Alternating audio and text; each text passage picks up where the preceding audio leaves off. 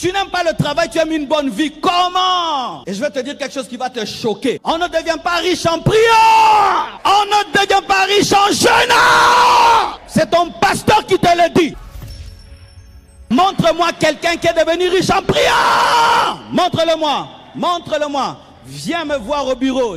Je vais t'étudier avec un microscope. On devient riche en travaillant, en bossant. Ok, j'attends les hommes spirituels qui disent, non pasteur, tu as méprisé la prière. Les Japonais prient.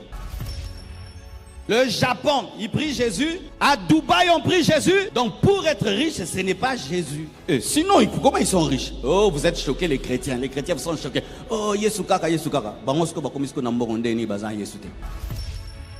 Tu es pauvre parce que tu n'as pas Jésus. Tu mens, tu n'iras pas au ciel parce que tu n'as pas Jésus. Les choses d'argent, c'est autre chose.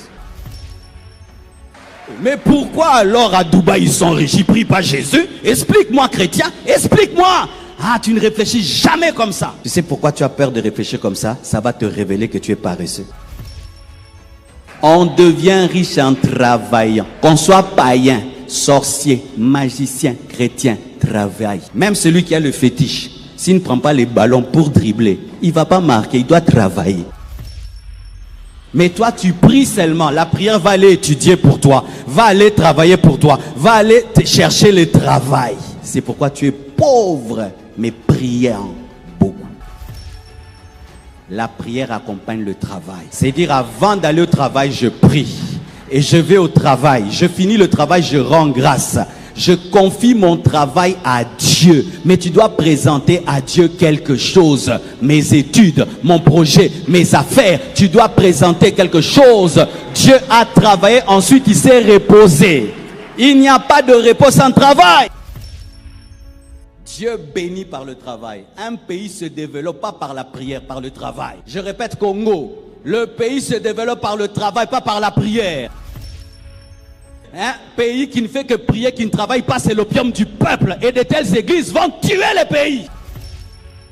C'est endormir les gens. Une nation comme celle-ci, avec tous ces chrétiens, toute cette richesse, nous sommes des pauvres parce que nous prions mal. On ne fait que prier, prier, prier. On ne ramasse pas les bouteilles sales. On ne ramasse pas la saleté. On n'arrange pas, mais on va vite à l'église. On ne voit même pas qu'il y a la boue du coin jusqu'au coin de l'avenue de l'église.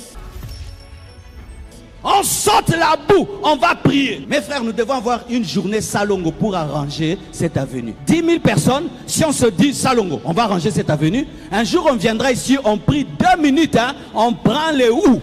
On commence le travail du coin jusqu'au coin. Et Dieu va nous bénir. Arrêtons cette prière-là, on ne voit pas notre environnement. Tu pries tous les jours que Dieu te bénisse. Dieu t'a déjà béni. Mais ta bénédiction est un humain. Mais tu ne vois pas. Tu penses que Dieu va te donner l'argent alors que Dieu va te donner un homme. Et dans cet homme, il y a l'argent. Certains hommes, ils ont quelque chose. Ils sont courageux. Toi, tu as l'idée, mais tu n'as pas le courage. Lui, quand il parle de quelque chose, même si ce n'est pas à lui, tu vas acheter. Il te faut cette personne-là. Toi, tu cherches que la bénédiction, l'argent tombe sur ta tête. L'argent ne viendra pas sur ta tête. L'argent viendra par la combinaison des potentiels, la combinaison des connexions et des relations, la combinaison des grâces et des talents. 2 valent mieux qu'un. Facebook, ça a commencé comment? 3 personnes, 4 personnes. Google, 3 personnes, 4 personnes. YouTube, 3 personnes, 4 personnes. Twitter, 3 personnes, 4 personnes. Toujours des groupes. Ton problème, tu es trop seul.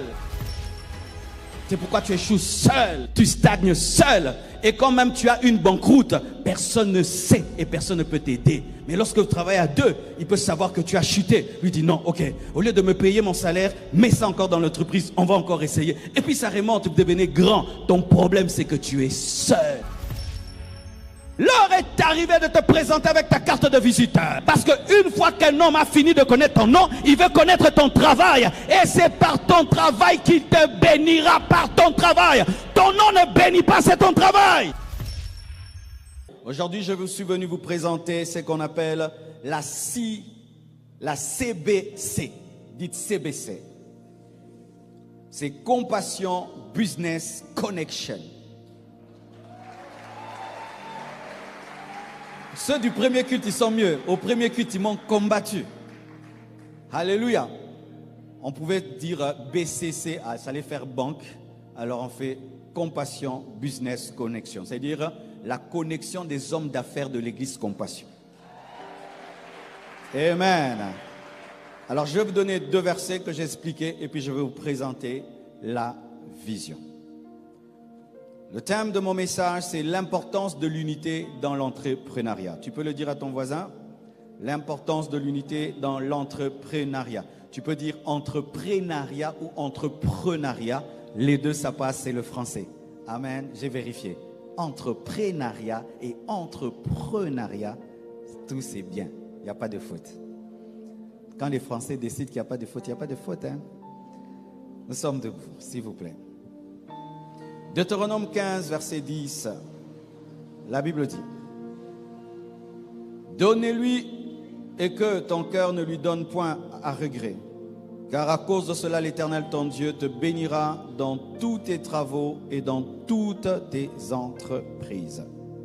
Deutéronome 28, verset 8. L'Éternel ordonnera la bénédiction d'être avec toi dans tes greniers et dans toutes tes entreprises. Il te bénira dans le pays que l'Éternel, ton Dieu, te donne.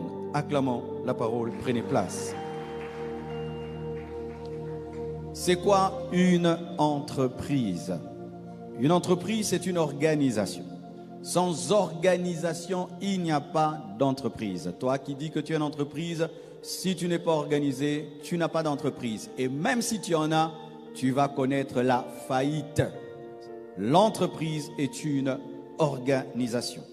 C'est une unité économique qui produit des biens ou fournit des services dans le but de réaliser un profit ou seulement de développer la société et aider la population. Je peux faire une entreprise de services, je peux faire une entreprise de produits, je peux produire des chaussures, mais je peux offrir un service, te prendre de ta maison et te laisser à l'aéroport. C'est une entreprise. Si tu es une entreprise qui prend les gens chez eux à la maison et tu les déposes à l'aéroport sans qu'ils ne puissent arriver en retard, c'est une entreprise. Tu offres un service, tu laves toutes les voitures de l'église pendant le culte. C'est un service où tu produis des habits, tu produis des vêtements, c'est un produit. Alors, il y a des entreprises qui sont là pour faire le profit. Et voici ceci. Ce n'est pas parce que je suis chrétien que je dois être mal à l'aise avec le profit. Nous avons un problème, nous les chrétiens, avec le profit. J'achète une tablette à 1000 $, je la revends à 1100 $, tu te sens culpabilisé. On est culpabilisé en matière de profit lorsque ton profit est exagéré, lorsque ton profit est un vol. Mais sache que si tu ne fais pas de profit, lorsque tu fais les affaires, tu vas connaître la faillite. À moins que toi tu fais une entreprise pour aider les gens. Je connais des hommes d'affaires, lui son affaire c'est aider les gens. Pour lui, son revenu, ce n'est pas ce qu'il gagne, c'est la joie qu'il donne, c'est l'aide qu'il donne, le bonheur qu'il donne. Alors, lorsque tu es chrétien, tu dois savoir dès le départ, cette entreprise que je commence là, c'est pourquoi? C'est pour donner, donner, donner, donner comme l'armée du salut, ou je dois faire des bénéfices.